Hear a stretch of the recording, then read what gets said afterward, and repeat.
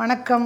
This is Dr. Jayashree, a special educator, fitness coach and a counseling psychologist, back with a bang with another series of Where Stories Unfold.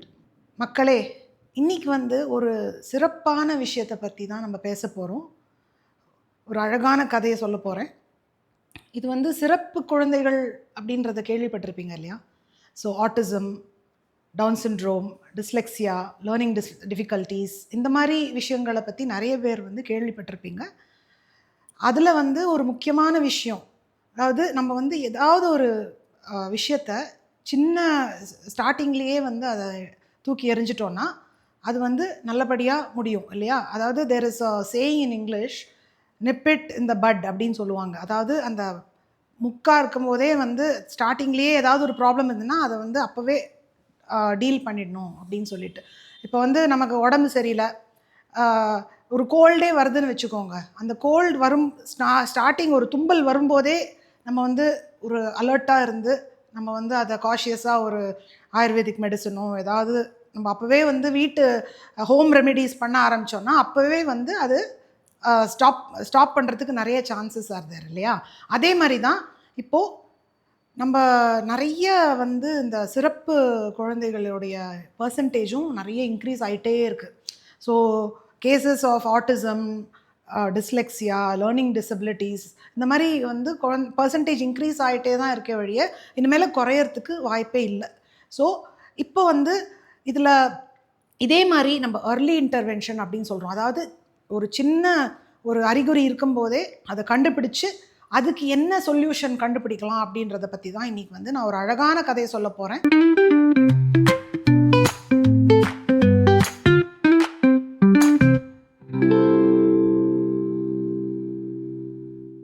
இதில் ஒரு பேரண்ட்ஸ்க்கு 2 twins இருக்காங்க, girl twins, எம்மா, Olivia அப்படின்னு சொல்லிட்டு அந்த 2 பேரும். அவங்க 4 வயசு தான் ஆறுதுங்க. 4 வயசு ஆகும்போது 2 பேருக்கும் பேரண்ட்ஸ் ஏதோ ஒரு ஸ்ட்ரகிள், ஒரு சேலஞ்சஸ் எதையோ அப்சர்வ் பண்ணுறாங்க. அப்சர்வ் பண்ணும்போது அவங்க என்ன பண்ணுறாங்க, இந்த எம்மா அப்படின்ற அந்த குழந்தைக்கு மட்டும் அவங்க டாக்டர்கிட்ட கூட்டிகிட்டு உடனே அப்சர்வ் பண்ணிவிட்டு ஏதோ டிஃப்ரெண்ட்டாக இருக்குது என் குழந்தைகிட்ட அப்படின்னு சொல்லிட்டு அவங்க அங்கே சைல்டு டெவலப்மெண்ட் சைக்காலஜிஸ்ட் கிட்ட கூட்டிகிட்டு போயிட்டு அவங்க என்னெல்லாம் தெரப்பி கொடுக்கணுமோ அதெல்லாம் அப்போவே கொடுக்க ஆரம்பிச்சிடுறாங்க. ஸோ இப்போ ஒலிவியாவை பொறுத்த வரைக்கும் அவள் நார்மலாக தானே இருக்கா, இப்போ ஒன்றும் பெருசாக தெரியல அப்படின்னு சொல்லிட்டு அப்படியே விட்டுறாங்க. விட்ட உடனே என்ன ஆகுது, அவளுக்கு 6 வயசு ஆகுது.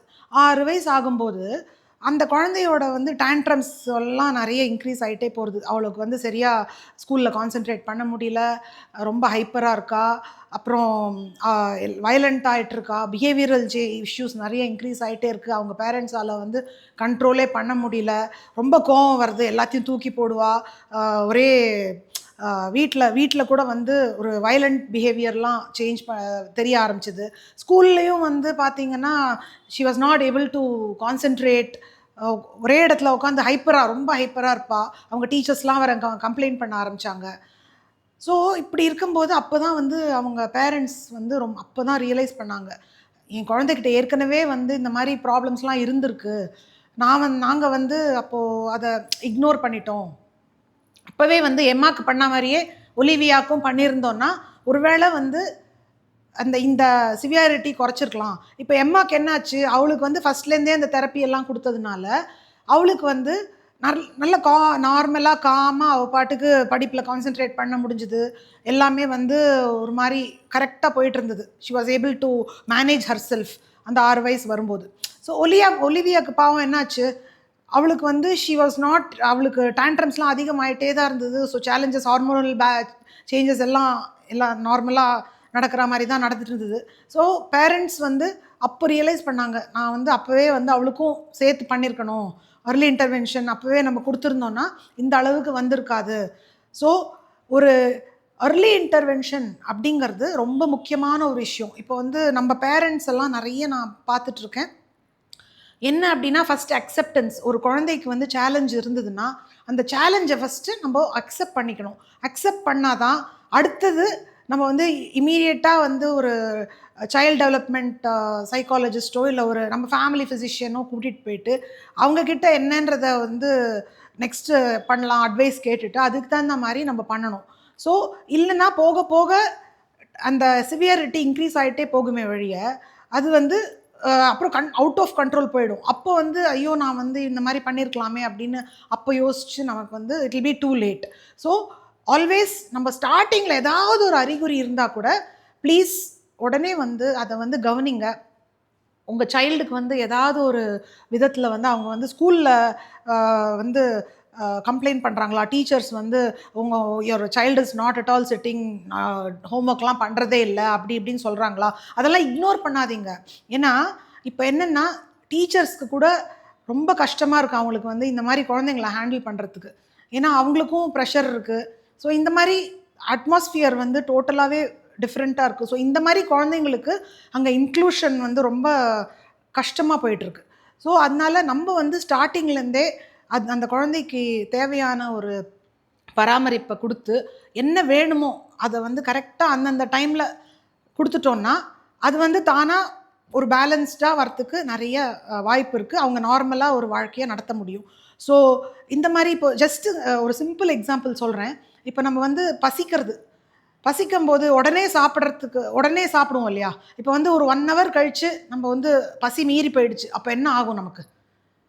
நமக்கே கோவம் வரும், சம்டைம்ஸ் இரிட்டேஷன் ஆகும் இல்லையா?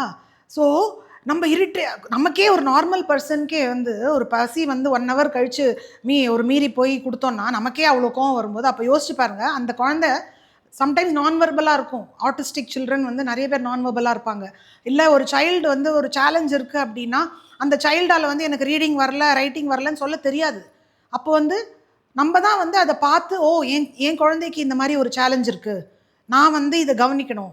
இப்போ ஸ்கூலில் வந்து நிறைய டீச்சர்ஸ் வந்து to make it easy sometimes they say எனக்கு வந்து your child is not completing the homework, அவங்க வந்து உட்கார்றதே இல்லை ஒரே இடத்துல இந்த மாதிரி. ஸோ இதனாலலாம் வந்து நம்ம பேரண்ட்ஸாக இருக்கும்போது நம்ம ஸ்ட்ரெஸ் அவுட் ஆகக்கூடாது. நம்ம குழந்தைய பற்றி நம்ம தான் தெரிஞ்சுக்கணும். I will always say parents R the best advocates for the children. அதாவது நம்ம தான் நம்ம குழந்தைக்கு ஒரு நல்ல ஒரு பராமரிப்பு கொடுக்கக்கூடிய ஒரு விஷயமா இருக்க முடியுமே வழிய வேறு யாருமே வந்து நம்ம குழந்தைக்காக பேச மாட்டாங்க. நம்ம தான் நம்ம குழந்தைங்களுக்காக பேசணும். ஸோ எப்பயுமே நம்ம குழந்தைங்கள நம்ம தான் நம்பணும்.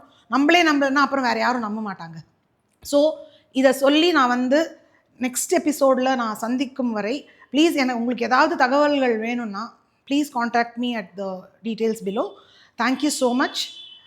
This is Babai from Dr. Jayashree, founder of Jay's Hidden Treasure. Thank you.